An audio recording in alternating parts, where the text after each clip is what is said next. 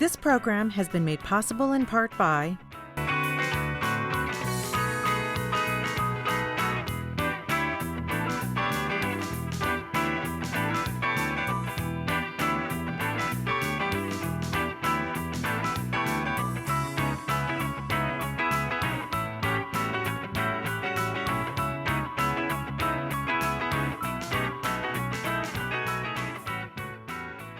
Kristen is joining me on today's How-To segment to talk about adding some fun flair and movement to your knits and crocheted pieces. Welcome, Yes, Kristen. thank you.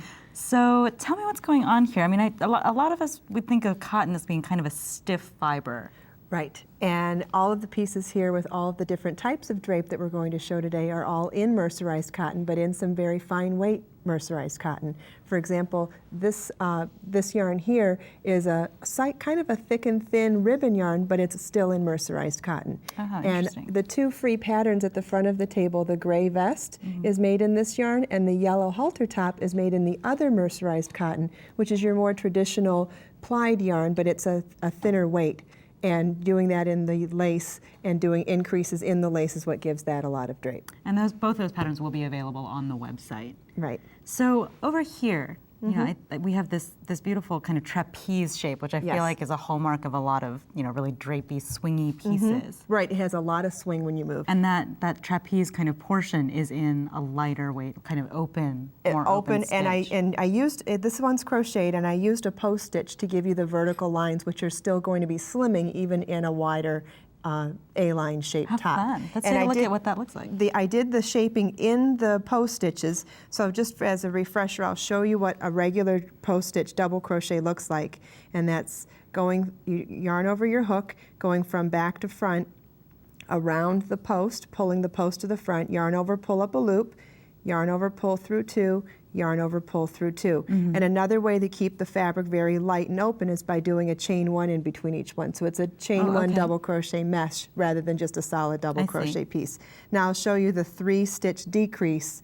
We're going to double crochet 3 together. Double decrease, 3 stitches become 1. Yes, so yarn over the hook, insert your hook from back to front around the post of the next stitch, yarn over, pull up a loop, yarn over, pull through 2. You've only done half of your stitch. You're holding on to that until you get the other 2 on. 2 loops on your needle. Yes, so yarn over, insert your hook behind the last decrease stitch, which is a lot fatter, but it counts as 1. Yarn over, pull up a loop, yarn over, pull through 2. And then our next 3rd stitch is yarn over, insert your hook behind the post, yarn over, pull up a loop, yarn over, pull through 2.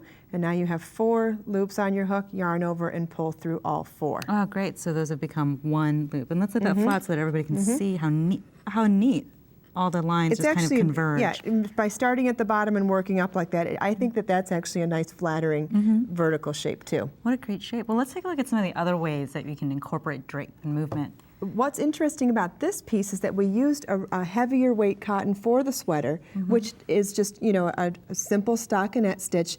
But in order to add the flirty ruffle to the collar, which was knit separately and sewn on afterwards, in the same weight yarn, it would have been very heavy. And to keep it flirty and light, we went with the lighter weight yarn for the ruffle, which gives you that added drape and volume. And it actually has movement as opposed to just being kind of a stiff. And without pulling the sweater down with the weight. That's great. This is another trapeze-shaped garment like the brown sweater, the blue one here. And so but this one's knit, and look at that stockinette, but because of the thick and thin quality of that ribbon yarn, it gives you that amazing texture. We did simple decreases on the sides to create the trapeze shape, and then one of the flirtier elements on this top is the flower trim that we sewed to the neck. That's great. And is this knit at an open gauge, or is it kind of I guess because it changes because of the thick and thin. So there are open elements to it. How interesting. The yarn does the work for you. We like that. How about here?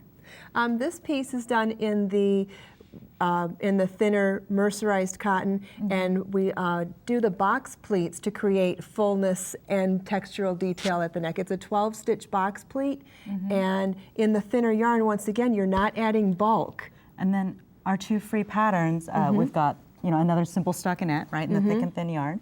And then here, I love this lace effect in the mercerized cotton. Yeah, lace works beautifully in the thinner yarns, in knitting and crochet. That one's knit, and it does the shaping at the end of the lace before you get to the top of the bodice. And then the one over here, this is crocheted lace in a belted or worn loose cape. And again, the drape is just amazing when you do the open work. And are you choosing an open gauge for that, or Yes. is that kind of part and parcel with the stitch as well? Well, It's an going open with a stitch, yeah. larger needle or hook definitely helps achieve the drape even better. That's beautiful. And then finally over here at the end, what's going on in that piece? There, to keep that, well, we have the asymmetrical hemline in the front, and we've done that with short row shaping. And because of the drape of the fabric, having that asymmetrical shape just allows the garment to flow a lot nicer when you're walking. That's in the absolutely movement. gorgeous. Well, I think that all of these, it's really interesting to see what can happen when you just mix up weights and fibers and and gauges, or not mixing up fibers, even in a cotton, because we think of cotton as being so dense and heavy. Right. But just a few, especially with this yarn, which has, I think, a knitted construction. It's a ribbon yarn, is that right? It is a knitted construction, I Yeah. noticed that too. And I feel like that adds a lot of volume to the yarn itself, as well as in the Well, final and just knitted the fabric. fact that it changes size. If you're trying to stay with the same needle, it's very cool how it just gives you more open spaces and tighter spaces. And as then you go. even with a more traditional yarn like this, and then that really becomes about the knitting, how you knit or crochet it to make sure that your garment has the drape and air built in. Exactly. Well, thanks so much, Kristen. Thank you.